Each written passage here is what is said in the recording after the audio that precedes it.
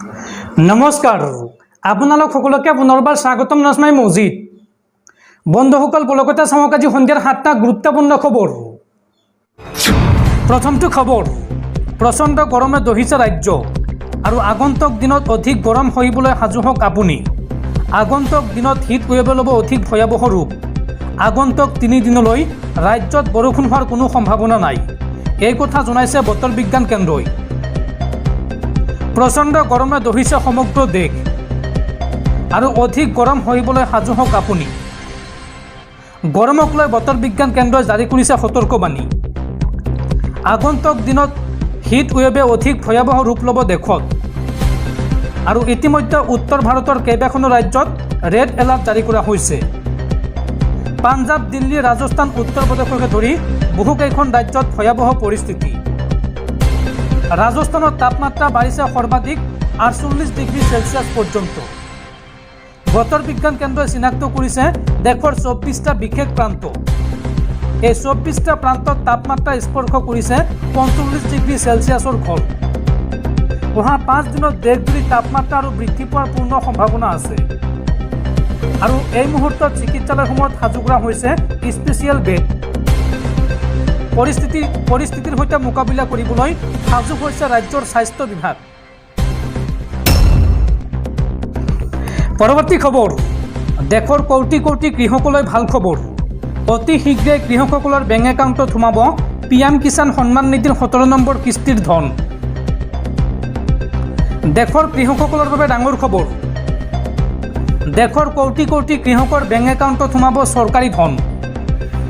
PM Kisan সন্মান নিধিৰ 17 number কিস্তিৰ ধন সোমাব বেংক একাউণ্টত। চলিত বৰ্ষৰ ফেব্ৰুৱাৰী মাহত কৃষক হিতাধিকাৰীয়ে লাভ কৰিছিল PM কিষাণৰ ধন আৰু 9 কোটিতকৈ অধিক কৃষক পৰিয়ালে লাভ কৰিছিল 16 নম্বৰ কিস্তি। আৰু জুন মাহৰ শেষৰ ফালে প্ৰকৃত হিতাধিকাৰী বেংক একাউণ্টত সোমাব PM কিষাণৰ ধন। লোকসভা নিৰ্বাচনৰ ফলাফলৰ পিছতেই কৃষকসকলে পুনৰ লাভ কৰিব PM কিষাণৰ ধন। 16 নম্বৰ কিস্তিৰ ধন লাভ কৰা কৃষকে পাব 17 নম্বৰ কিস্তিৰ ধন। পৰৱৰ্তী খবৰ, ৰাজ্যিক বিজেপিত পুনৰ মুকলি বিদ্ৰোহ। 6 বছৰ পাছত পুনৰ বিস্ফোৰক মন্তব্য নলবাৰী সমষ্টিৰ প্ৰাক্তন বিজেপিৰ বিধায়ক তথা জ্যেষ্ঠ বিজেপি নেতা অশোক শৰ্মাৰ। এই সন্দৰ্ভত অশোক শৰ্মাৰ মন্তব্য একাংশ বিজেপি নেতাক লৈ। এই সন্দৰ্ভত মন্তব্য কৰি কয় যে গ্ৰেপ্তাৰ হোৱাৰ ভয়ত একাংশই যোগদান কৰিছিল বিজেপিত আৰু তেওঁলোকৰ কুকীৰ্তিৰ কথা সকলোৱে জানে। এই মন্তব্য অশোক শৰ্মাৰ। 6 বছৰ পাছত পুনৰ বিস্ফোৰণ জ্যেষ্ঠ বিজেপি নেতা অশোক শৰ্মাৰ। গ্ৰেপ্তাৰ হোৱাৰ ভয়ত একাংশই যোগদান কৰিছিল বিজেপিত, এই মন্তব্য কৰিছে অশোক শৰ্মাই। অশোক শৰ্মাই লগতে কয় যে চিণ্ডিকেটৰ টকা ৰক্ষা কৰিবলৈ বিজেপিলৈ আহিছিল তেওঁলোকৰ কুকীৰ্তিৰ কথা সকলোৱে জানে। আমি চৰকাৰ আনিবলৈ সক্ষম হোৱাৰ মুহূৰ্ততহে তেওঁলোকে দললৈ আহিছিল। লগতে জয়ন্ত মল্ল বৰুৱাই কৰা মন্তব্যৰ প্ৰতিক্ৰিয়া প্ৰকাশ কৰে অশোক শৰ্মাই। এই সন্দৰ্ভত অশোক শৰ্মাই কয় যে আমাক 5 বছৰত 5 দিন কাম কৰা বুলি কয় তেওঁলোকে নিজকে 24 ঘণ্টা কাম কৰা বুলি কয়। এইবিলাক কথা কৈ তেওঁ হাঁহিয়াতৰ পাত্ৰ হৈছে। এই মন্তব্য অশোক শৰ্মাৰ। বন্ধুসকল, তাৰপিছত 4 নম্বৰ খবৰটো জনোৱাৰ আগতে আপোনালৈ এটা সৰু ৰিকুৱেষ্ট, যদি তেওঁলোকে এইটো ভিডিঅ'ত লাইক কৰা নাই তেন্তে প্লিজ এটা লাইক কৰি দিয়ক আৰু এনেকুৱা ধৰণৰ নতুন নতুন ভিডিঅ' পাবলৈ চেনেলটো ছাবস্ক্ৰাইব কৰি কাষত থকা বেল আইকনটো প্ৰেছ কৰি ৰাখক। পৰৱৰ্তী খবৰ, IPL 2024ৰ ট্ৰফিৰ স্বপ্ন আদৰুৱা হৈ ৰ'ল। ৰাজস্থানৰ হাতত পৰাস্ত হৈ IPLৰ পৰা বিদায় কোহলি বাহিনীৰ। IPL আহে IPL যায়, সলনি হৈ যায় দলৰ নাম, জাৰ্চি, অধিনায়ক, মালিক, কিন্তু RCBৰ ভাগ্য সলনি নহ'ল। 17 বছৰৰ পাছতো ভাৰত শ্ৰেষ্ঠৰ খিতাপটো আধৰুৱা হৈয়ে থাকিল কোহলি বাহিনীৰ।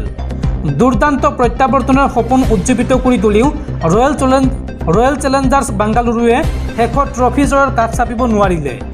ৰাজস্থান ৰয়েলছৰ হাতত এলিমিনেটৰত পৰাস্ত হৈ এইবাৰৰ বাবে IPL যাত্ৰা সামৰিলে বিৰাট বাহিনীয়ে। পৰৱৰ্তী খবৰ, অহা 4 জুনত প্ৰধানমন্ত্ৰীৰ চকী এৰিব লাগিব নৰেন্দ্ৰ মোদীয়ে। এইবাৰ দেশত চৰকাৰ গঠন কৰিব ইণ্ডিয়া এলায়েন্সে। এই মন্তব্য দিল্লীৰ মুখ্যমন্ত্ৰী অৰবিন্দ কেজৰিৱালৰ। নৰেন্দ্ৰ মোদীয়ে কিয় অৰবিন্দ কেজৰিৱালক জেললৈ পঠিয়াইছিল তাৰ উত্তৰ দিলে দিল্লীৰ মুখ্যমন্ত্ৰী অৰবিন্দ কেজৰিৱালে। এই সন্দৰ্ভত অৰবিন্দ কেজৰিৱালে মন্তব্য কৰি কয় যে মই ভাল কাম কৰাৰ বাবেই দেশৰ ৰজা মোদীৰ ৰোষত পৰিলোঁ। মোৰ কামক ভয় কৰি দেশৰ ৰজা মোদীয়ে মোক জেললৈ পঠিয়ালে। দিল্লীৰ উন্নয়নক বাধা দিবলৈকে মোক গ্ৰেপ্তাৰ কৰোৱালে প্ৰধানমন্ত্ৰী মোদীয়ে। মই মুখ্যমন্ত্ৰী হৈ 500খন চৰকাৰী বিদ্যালয় বনালোঁ, কিন্তু প্ৰধানমন্ত্ৰী হৈ মোদীয়ে কিমানখন বনালে? এই প্ৰশ্ন অৰবিন্দ কেজৰিৱালৰ। দিল্লীৰ চৰকাৰী বিদ্যালয় আৰু মহল্লা ক্লিনিক বন্ধ কৰিব বিচাৰিছে মোদীয়ে। মই জেলত থকাৰ সময়ত মোক ঔষধ দিয়া নাছিল। আৰু 4 জুনত প্ৰধানমন্ত্ৰীৰ চকী এৰিব লাগিব নৰেন্দ্ৰ মোদীয়ে। দিল্লীত 7খন আসনৰ 7খনতে জয়ী হ'ব ইণ্ডিয়া এলায়েন্স। দিল্লীত বিশাল ৰোড শ্ব' কৰি প্ৰধানমন্ত্ৰী মোদীক এইদৰে তীব্ৰ কটাক্ষ দিল্লীৰ মুখ্যমন্ত্ৰী অৰবিন্দ কেজৰিৱালৰ। পৰৱৰ্তী খবৰ, যুদ্ধৰ মাজতে পেলেষ্টাইনক এইবাৰ ৰাষ্ট্ৰৰূপে স্বীকৃতি বিশ্বৰ 3খন দেশৰ। স্পেইনৰ প্ৰধানমন্ত্ৰী, আয়াৰলেণ্ডৰ প্ৰধানমন্ত্ৰী আৰু নৰৱেৰ প্ৰধানমন্ত্ৰীৰ এই ঘোষণা। এই পৰ্যন্ত ৰাষ্ট্ৰসংঘৰ অধীনৰ 193খন দেশৰ ভিতৰত 142খনেই ৰাষ্ট্ৰ হিচাপে স্বীকৃতি দিছে পেলেষ্টাইনক। ইজৰাইল পেলেষ্টাইন যুদ্ধৰ মাজতে পেলেষ্টাইনক ৰাষ্ট্ৰৰূপে স্বীকৃতি বিশ্বৰ 3খন দেশৰ। একেদিনাই স্পেইন, নৰৱে, আয়াৰলেণ্ডৰ পেলেষ্টাইনক ৰাষ্ট্ৰ হিচাপে ঘোষণা। স্পেইনৰ প্ৰধানমন্ত্ৰী পেড্ৰ' ছানচেজৰ ঘোষণা। অনুৰূপ ঘোষণা আয়াৰলেণ্ডৰ প্ৰধানমন্ত্ৰী চাইমন হেৰিছেৰো। লগতে নৰৱেৰ প্ৰধানমন্ত্ৰী জনাছ গৰ ষ্টৰেৰো এই ঘোষণা। উল্লেখযোগ্য যে চলিত বৰ্ষতে কেইবাখনো দেশে স্বীকৃতি দিছিল পেলেষ্টাইনক ৰাষ্ট্ৰ হিচাপে। এই তালিকাত আছে বাহামা, ত্ৰিনিদাদ এণ্ড টবেগো, বাৰ্বাডোজে দিছিল স্বীকৃতি। কিন্তু এই পৰ্যন্ত পেলেষ্টাইনক ৰাষ্ট্ৰ হিচাপে স্বীকৃতি দিয়া নাই আমেৰিকা যুক্তৰাষ্ট্ৰ, কানাডা, অষ্ট্ৰেলিয়া, জাপানে। একেদৰে দক্ষিণ কোৰিয়াসহ আন কেইবাখনো দেশেও দিয়া নাই স্বীকৃতি। ৰাষ্ট্ৰসংঘৰ অধীনৰ 193খন দেশৰ 142খনে স্বীকৃতি দিছে পেলেষ্টাইনক। আৰু বৰ্তমানৰ পেলেষ্টাইনৰ বিৰুদ্ধে অব্যাহত আছে ইজৰাইলৰ আক্ৰমণ।